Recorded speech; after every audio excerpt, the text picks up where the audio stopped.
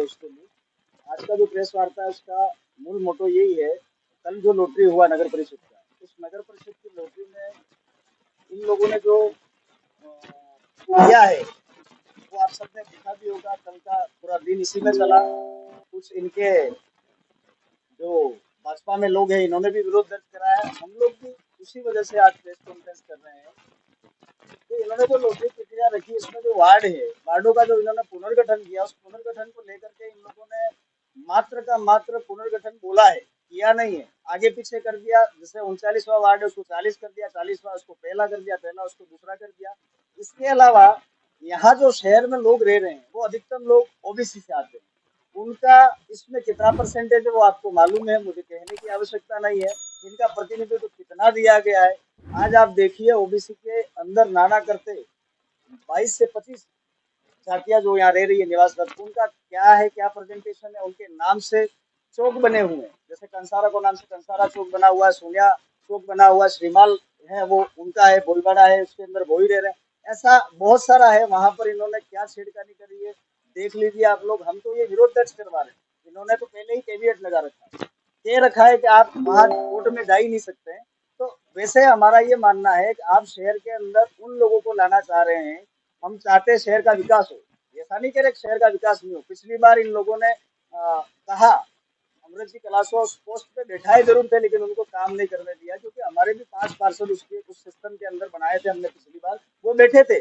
उस आदमी का जातिगत, वो आदिवासी था, इस वजह से उसको काम नहीं करने दिया गया। इनके जितने लोग हैं भाजपा के अंदर वो लोग उसको काम नहीं करने देना चाहते थे, इस वजह से, ताकि पता चले कि एसपी की सीट आती है तो एक आदिवासी आदमी काम नहीं कर सकता है।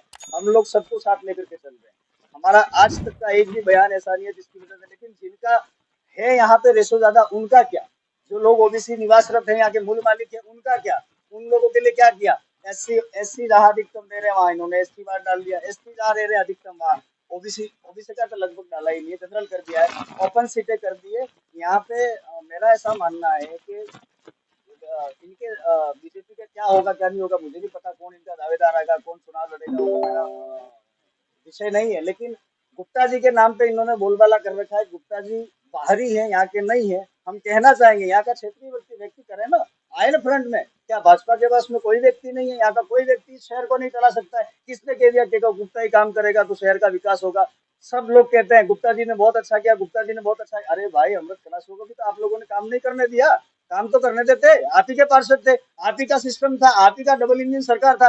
कौन कहता है पैसा नहीं आता है? सिर्फ मात्र और मात्र जातिगत। आज भी कहीं न कहीं हमें एहसास होता है कि निचली जातियों को यह समांतर नहीं मानते, ये नाना करते हैं उस आदमी को। वो रोया है हमारे सामने। आज मैं खुल करके कहना चाहूंगा, समय पूर्ण हो गया, उनका कार्यकाल पूर्ण हो गया।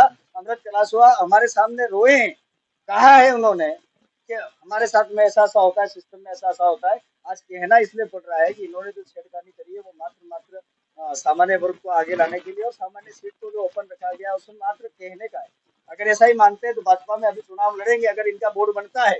अगली बार वैसे कंपटीशन है इनको, नहीं स्पष्ट कह नहीं सकते हमारा बोर्ड बनेगा, लेकिन बन जाता है तो क्या ये ओपन कैटेगरी में किसी एससी के व्यक्ति को बोर्ड में बैठा सकते हैं क्या? हमारा ये सवाल है उन लोगों से। क्या ओबीसी के व्यक्ति को सीट दे सकते हैं? ये कहना चाहूंगा। यहाँ बहुत सारे लोग रहते हैं, है ना, इनका रेशो है, उन रेशो के अनुसार अगर ये नौकरी आवंटन करते तो हमें विरोध नहीं होता, ऐसा कहना चाहूंगा। आज तक के आंकड़े हैं ये, आप लोग देख लीजिएगा, भाई हमारे इसके बारे में बताएंगे। मैं तो यही कहना चाहूंगा कि इन्होंने कैविएट लगा करके अपनी मनमर्जी करी है, सरकार अपनी मनमर्जी से। और अभी कल, आज और कल के दिन में जिला परिषद का और पंचायत समिति का और इनका लॉटरी था, पंच सरपंच का लॉटरी था, उसको इन्होंने 1 महीना आगे धकेल दिया। ये कहीं न कहीं इनको डर है, इस क्षेत्र का डर है कि क्षेत्र में भारत आदिवासी पार्टी आगे आ रही है, दिन ब दिन इनका ग्राफ बढ़ता जा रहा है, इनको रोका कैसे जाए? अंतिम समय में करेंगे तो ये लोग विरोध दर्ज नहीं करवा पाएंगे, उसमें भी छेड़खानी करने की इनकी आशंका नजर आ रही है हमको। ऐसा होगा नहीं, क्योंकि अनुसूचित क्षेत्र के अंदर यहाँ अधिकतम लोग आदिवासी रहते हैं, तो इनका प्रतिनिधित्व ज्यादा है, इस वजह से रिजर्वेशन उन वार्डों में तो दे ही रखा है 100%। कुछ वार्डों के अंदर दूसरे लोग ओबीसी के डाल रखे हैं, वो डाले, कोई दिक्कत नहीं है। पर नोटरी इन्होंने क्यों नहीं की? सरकार कहीं न कहीं डरी हुई, ऐसा मैं मानता हूँ।